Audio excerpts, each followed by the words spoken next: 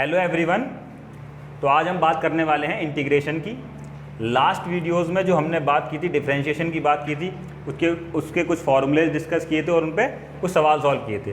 तो इंटीग्रेशन की अगर हम बात करें तो इसको हम कह सकते हैं ये डिफरेंशिएशन का रिवर्स होता है, रिवर्स ऑफ द डिफरेंशिएशन, या हम कहें इसको एंटी डेरिवेटिव। इसको समझते हैं जैसे आप जैसे आपके पास कोई सिमेट्रिकल फिगर है, ट्राइंगल की बात करें या रेक्टेंगल की बात करें या सर्कल की बात करें, तो ये सारी जो फिगर हैं ये सिमेट्रिकल फिगर हैं। तो इनका एरिया आप सबको पता है और इनका एरिया जो है आप इजीली कैलकुलेट कर सकते हैं। ऐसे ही अगर हम आपके पास अगर कोई अनसिमेट्रिकल फिगर दे रखी है, उसके एरिया की अगर हम बात करें, जैसे ये ग्राफ है आपका, ये वाई एक्सिस है और ये एक्स एक्सिस है, और आपके पास कोई अनसिमेट्रिकल फिगर इस टाइप से कोई फिगर दे रखी है, इसके इस कर्व के अंडर अगर आपसे एरिया पूछा जाए तो आप कैसे कैलकुलेट करेंगे? अभी सिमेट्री तो है नहीं, जैसे एरिया में रेक्टेंगल की बात करते थे, लेंथ इंटू ब्रेथ कर दिया, सर्कल की बात की तो पाई आर स्क्वायर से निकाल दिया। तो यहाँ पर तो ये सिमेट्रिकल है नहीं।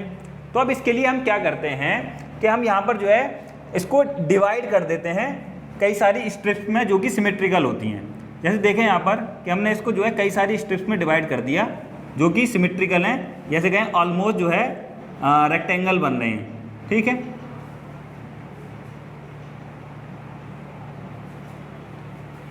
एक स्ट्रिप का हम एरिया कैलकुलेट कर सकते हैं। जैसे ये वाई एक्सिस है, हमने इसको यहाँ पर मान लिया ये y1 है, ये y2 है, इसमें ये y3 है। ऐसे ही ये जो एलिमेंट हमने जो स्ट्रिप काटी है, ये dx एलिमेंट हो गया आपका। तो इसका एरिया अब आप इजीली कैलकुलेट कर सकते हैं। अगर मैं इसके एरिया की बात करूँ तो एरिया आप सिंपली क्या हो जाएगा, इन सारी स्ट्रिप्स को आप सम कर दें। ठीक है, तो इसका जो अगर इस स्ट्रिप के एरिया की बात करूँ क्या आएगा, y1 dx। दूसरी स्ट्रिप की बात करें y2 dx। ऐसे ही अगर आपके पास n नंबर ऑफ स्ट्रिप हैं तो आप क्या निकाल देंगे, yn dx, और उन सबको ऐड कर दीजिए। Then you will calculate the area under this curve. ठीक है, तो इस चीज़ को हम और लिख सकते हैं, इस एरिया को हम लिखते हैं समेशन करके लिख देते हैं। ये जो समेशन है, अगर n इज टू 1 से लेके इन्फिनिटी तक वेरी कर रहा है तो ये yn dx, ये भी हम लिख सकते हैं।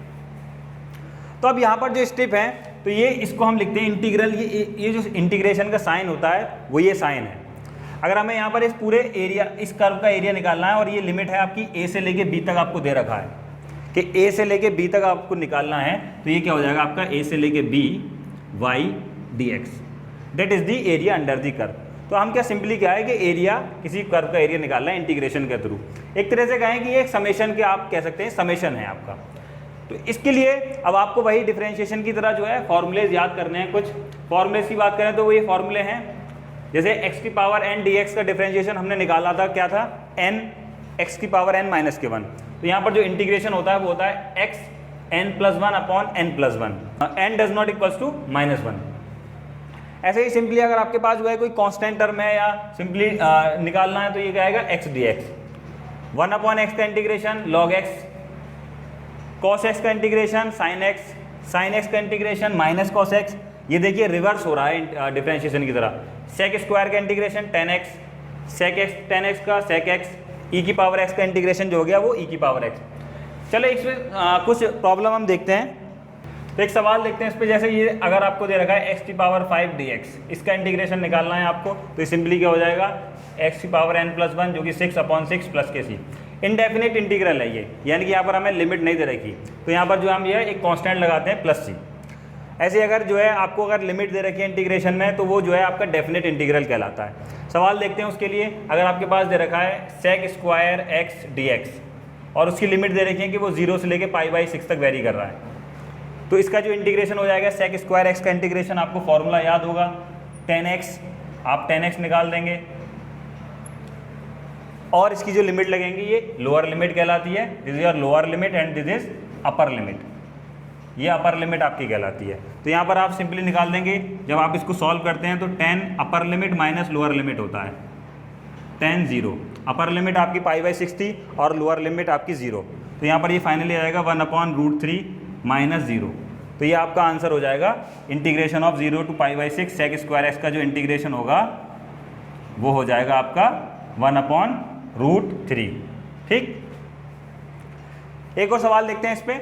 मेन क्या है ना, आपको जो है फॉर्मूले याद करने हैं। तो एक क्वेश्चन देखते हैं, जैसे x square minus cos x plus 1/x, इसका आपको इंटीग्रेशन निकालना है। तो आप सिंपली क्या करेंगे, इंटू डी एक्स। तो इसको सेपरेटली हर एक का इंटीग्रल निकालेंगे, minus cos x D x plus 1/x dx। अब ये आपको जो है फॉर्मूले याद होने चाहिए, आप सिंपल निकाल लेंगे। ये आपका x की पावर n बन गया, तो क्या हो जाएगा x³ माइनस कॉस का क्या होता है साइन x प्लस ये हो जाएगा आपका log x plus c। Indefinite integral है, ये आपका इसका फाइनल आंसर हो जाएगा। तो यही करना है आपको फॉर्मूले याद करने हैं मेनली। और जब आप जो है आगे चैप्टर सॉल्व करेंगे, जहाँ भी आपको इंटीग्रेशन दिखेगा तो आपको फॉर्मूला लगाना है और उसको फाइनली जो है उसके रिजल्ट निकालने हैं।